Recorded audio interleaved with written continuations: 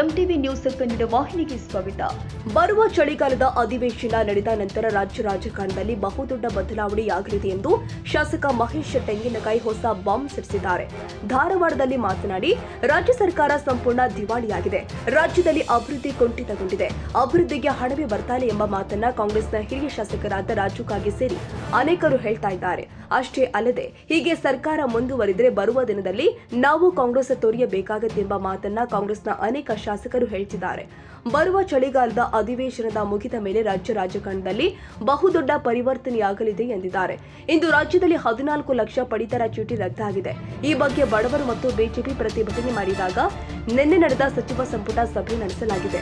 ಪಡಿತರ ಚೀಟಿಗಳನ್ನ ರದ್ದು ಮಾಡಿಲ್ಲ, ರದ್ದತಿ ವಾಪಸ್ ಪಡೆಯುತ್ತೇವೆ ಎಂದು ಸಂಬಂಧಿಸಿದ ಸಚಿವರು ಹೇಳ್ತಾರೆ.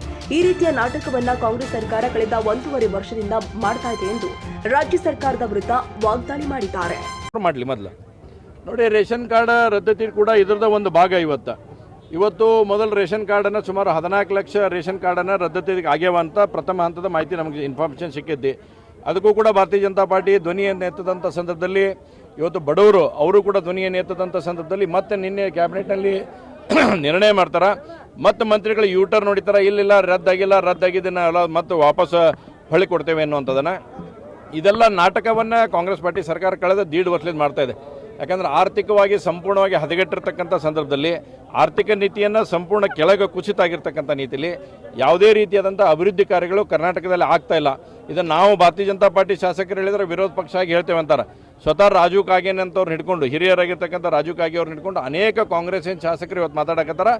ಇದೇ ರೀತಿ ಹೋತಂದ್ರೆ ನಾವು ಕಾಂಗ್ರೆಸ್ಸನ್ನು ಬಿಡುವತಕ್ಕಂಥ ಪರಿಸ್ಥಿತಿ ಬರ್ತೈತಿ ಅನ್ನುವಂಥದ್ದನ್ನು ಅನೇಕ ಕಾಂಗ್ರೆಸ್ಸಿನ ಶಾಸಕರು ಮಾತಾಡಿರ್ತಕ್ಕಂಥ ಪರಿಣಾಮವಾಗಿ ಇವತ್ತು ಇವೆಲ್ಲ ಆಗ್ತಾ ಇದ್ದಾವೆ. ಬರ್ತಕ್ಕಂಥ ಸೆಷನ್ ಮುಗಿದ ಮೇಲೆ, ಸೆಷನ್ ಅವಧಿಯಲ್ಲಿ ಇದಕ್ಕೆ ಬಹುದೊಡ್ಡದಾದಂಥ ಪರಿವರ್ತನೆ ಕರ್ನಾಟಕ ರಾಜ್ಯ ರಾಜಕಾರಣದ.